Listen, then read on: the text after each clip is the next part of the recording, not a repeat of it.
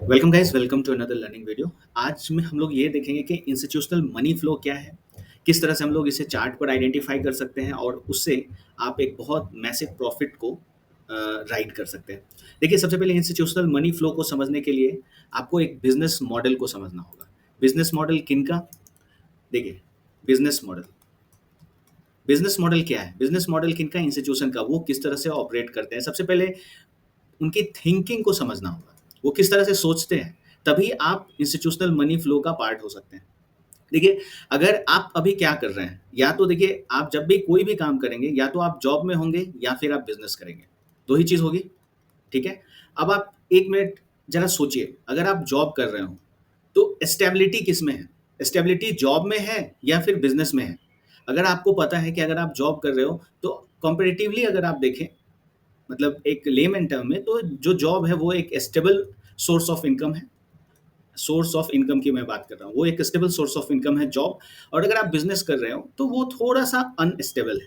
तो better word इसे कहने का ये होगा कि यहाँ पर वोलेटैलिटी वोलेटैलिटी लेस है और यहाँ पे मार्केट वोलेटाइल है ज़्यादा। मतलब इसमें वोलेटिलिटी ज़्यादा है और इसमें वोलेटिलिटी कम है। क्यों? क्योंकि देखिए, जॉब जब आप करते हैं तो आपकी फिक्स सैलरी होती है, मंथली सैलरी है, आपको पता है एक ईयर में आप इतना परसेंट इनकम आपको हो जाएगा, ठीक है? लेकिन जब आप बिजनेस करते हैं तो आपने क्या किया, एक कैपिटल को लगाया और आपकी एक्सपेक्टेशन है कि 1 ईयर में एटलीस्ट, उसमें भी यही है कि इतना परसेंटेज, लेकिन आपको ये नहीं पता, फिक्स नहीं है। फिक्स ये नहीं है कि आपको एक सर्टेन परसेंटेज ऑफ अमाउंट मिल ही जाएगा। आप समझ रहे हैं? इनके डिफरेंस को समझिए। इसी से हम लोग चार्ट पर भी पहुंचेंगे और बहुत ही कोड, बहुत ही अंदर से इन चीजों को समझने की कोशिश करेंगे कि मॉडल उसके है क्या। आपके पूरे सबकॉन्शियस माइंड में ये चीजें आ जानी चाहिए, ठीक है? तो मार्केट में इसी तरीके से दो ही फेजेस होते हैं। मार्केट में अगर आप देखो तो या तो मार्केट वोलेटाइल होगा और उसके बाद क्या होगा, मार्केट फिर नॉन वोलेटाइल होगा। इसका मतलब क्या है? वोलेटाइल का मतलब क्या है? ट्रेंड। नॉन वोलेटाइल का मतलब क्या है? रेंजेस, ठीक है? बहुत ही इंपॉर्टेंट। अगर आप इन चीज़ों को समझ जाते हैं तो आपके इतने सारे डाउट्स क्लियर होंगे मार्केट के, जो आप इमेजिन भी नहीं कर सकते। तो वोलेटाइल क्या है? ट्रेंड। नॉन वोलेटाइल क्या है? रेंज। और सबसे ज़्यादा आप देखेंगे कि प्रॉफिट टेकिंग मूव क्या होती है। तो मार्केट में चाहिए वोलेटैलिटी, मतलब जब आप बिजनेस कर रहे हो तभी ज़्यादा चांसेस हैं कि आपके पास प्रॉफिट्स ज़्यादा से ज़्यादा आएंगे, ठीक है? आप इस बात को समझ रहे हैं? क्योंकि जब आप स्टेबिलिटी पर जाते हैं, रेंजेस पर जाते हैं, मतलब रेंजेस, इसके टर्म में मैं बता रहा हूँ, तो फिर क्या होता है कि आप एक लिमिटेड प्रॉफिट में होते हैं और आपके जो वेल्थ मूव्स होते हैं वो नहीं हो पाएंगे। ट्रेंड जब होगा किसी भी चीज़ का तो फिर उसमें प्रॉफिट टेकिंग होती है। चार्ट पर ये चीज़ें मैं आपको एग्जांपल्स के साथ बताऊंगा। स्टॉक्स में भी क्या है कि आप किसी भी चार्ट को देखिए कि मार्केट में मूवमेंट जब होती है, प्रॉफिट्स वहीं होते हैं। सिर्फ जहां मूवमेंट होती है, प्रॉफिट्स वहीं होते हैं। अब जैसे कि आपको मैं एक एग्जांपल देता हूं।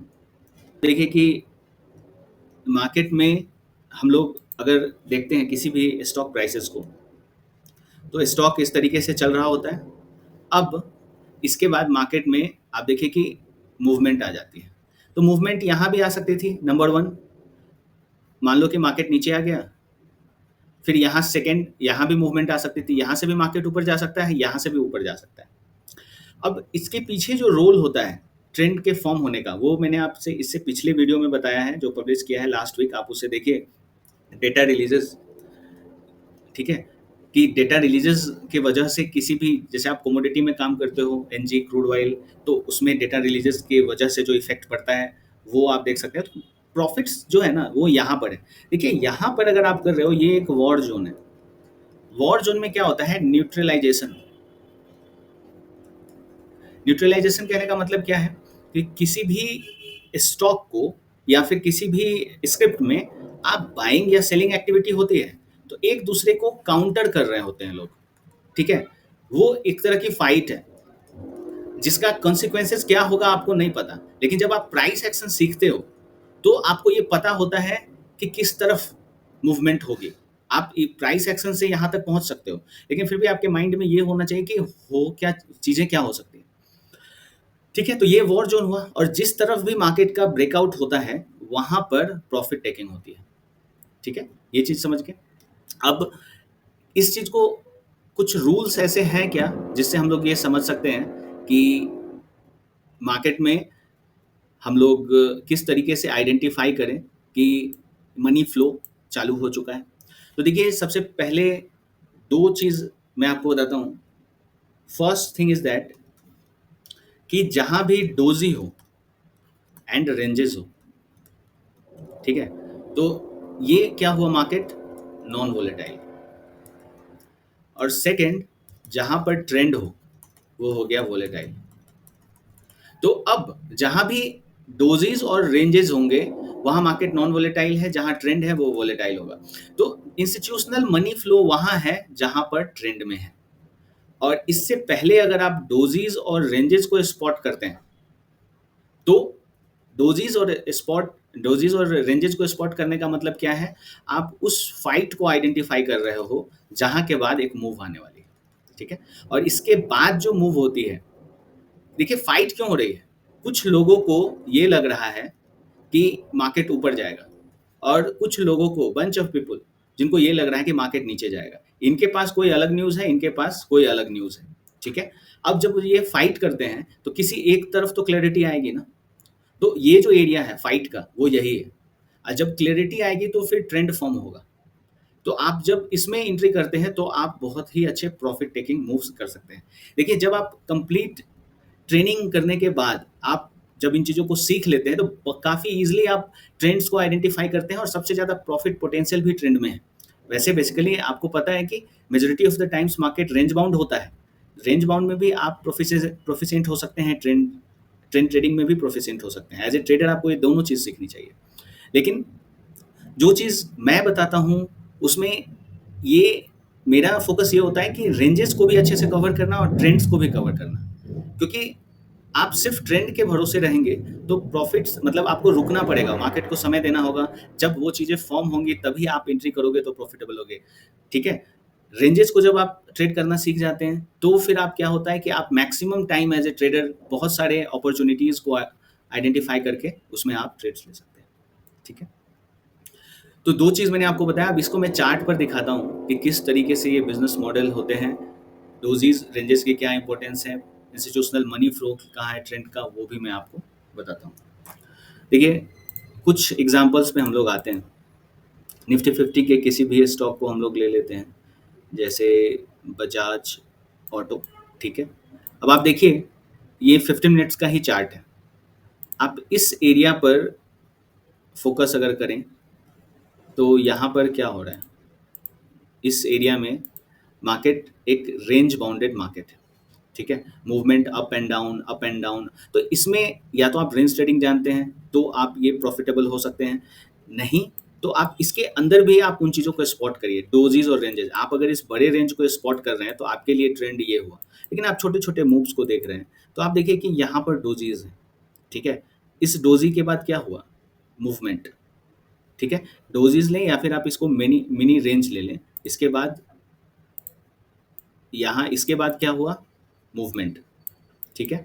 आप देखिए कहीं भी अगर आप देखेंगे एक मूवमेंट से पहले हमेशा कहीं किसी न किसी मूवमेंट से पहले रेंज का एक सपोर्ट होता है। क्योंकि मैंने आपको भी बताया कि रेंज का मतलब है buying and selling of certain activities जिसमें आपको मूवमेंट मिलती है। आप देखिए कि इस लेवल पर अब आप देखिए कि यहाँ पर मार्केट रेंज में है। ठीक है? अब प्रॉफिट टेकिंग इंस्टीट्यूशनल फ्लो कहाँ है? तो आप देखेंगे ये जो एरिया है, ये जो आप मूवमेंट देख रहे हैं, तो सबसे ज़्यादा फ़ायदा किसको हुआ? जो इस जिसने इस ट्रेंड को राइड किया। आप अगर वही चीज़ मैं आपको ओनियन के केस में समझा रहा हूँ कि आप अगर बाइंग सेलिंग इसमें करते हैं तो उतना प्रॉफ़िट आप नहीं बना पाते हैं। लेकिन जब आप इस ट्रेंड को राइड करते हैं, ये वाले ट्रेंड को, तो आपके प्रॉफ़िट पोटेंशियल बढ़ते हैं। इसलिए आपको इस पर फ़ोकस करना है। जब आप प्राइस एक्शन सीखते हैं, तो आप इस तरह के ट्रेंड्स को आइडेंटिफ़ाई कर पाएँगे और आप एक एक इस मनी फ्लो को जब आप आइडेंटिफ़ाई करेंगे, इस पूरे मूव को आप कैप्चर कर सकते हैं। ठीक है? और भी कुछ हम लोग एग्ज़ाम्पल देखते हैं। कोल इंडिया, आप देखिए इसमें भी यहाँ पर क्या है कोई भी एक मूव के पीछे, जैसे ये एक रेंज है, उसके बाद ये मूवमेंट आपने देखा, ये रिजल्टेंट है इसका, यहाँ पर कहीं ना कहीं फाइट है। आप यहाँ पर देखिए, इस एरिया में रेंज है, आप यहाँ पर आप देखिए रेंज है, आप इस लेवल पर देखिए ये एक रेंज है। तो हो क्या रहा है कि कहीं ना कहीं जो मूवमेंट है वो हमेशा कहीं रेंज के बाद ही आएगी, क्योंकि दूसरा कोई तरीका ही नहीं है ना मार्केट में चलने का। आप कोई भी चार्ट को देखो, मार्केट कहीं ना कहीं, तो यही दो चीज मैंने आपको बताई आइडेंटिफिकेशन मनी फ्लो के लिए, कि कहीं ना कहीं या तो आप एक रेंज के ब्रेकआउट या ब्रेकडाउन को ट्रेड करते हैं तो आप उस मनी फ्लो में इंटर हो जाते हैं, या फिर आप डोजेज वगैरह स्मॉलर चीज़ों को देखना है। जैसे यहाँ पर आप देखो, आप इस मूव को देखते हो, यहाँ पर पूरा एक डोजेज वगैरह का काफ़ी अच्छा एक कॉम्पैक्ट रेंज है। उसके बाद जो मूव आती है ये होती है प्रॉफिट पोटेंशियल मूव, जिसमें आप एक अच्छा पैसा कमाते हो। तो इंस्टीट्यूशनल मनी फ्लो ना हमेशा ट्रेंड में है। अगर आप रेंजेस को स्पॉट करते हो तो रेंज में वो उतना फायदा आपको नहीं देता है। ठीक है, तो इस तरीके से हम लोग इसको आइडेंटिफाई करते हैं। ऑलराइट, आपके कोई क्वेश्चंस हैं आप मुझे ईमेल कर सकते हैं, और आप अगर इन चीज़ों को सीखने में इंटरेस्टेड हैं तो आप ईमेल आईडी मैंने दिया हुआ है डिस्क्रिप्शन में, आप मुझे ईमेल कर सकते हैं। राइट, आपको अगर वीडियो अच्छी लगी हो कंसेप्ट्स, तो आप वीडियो को लाइक करिए, चैनल को सब्सक्राइब करिए, शेयर करिए। Thanks for watching guys.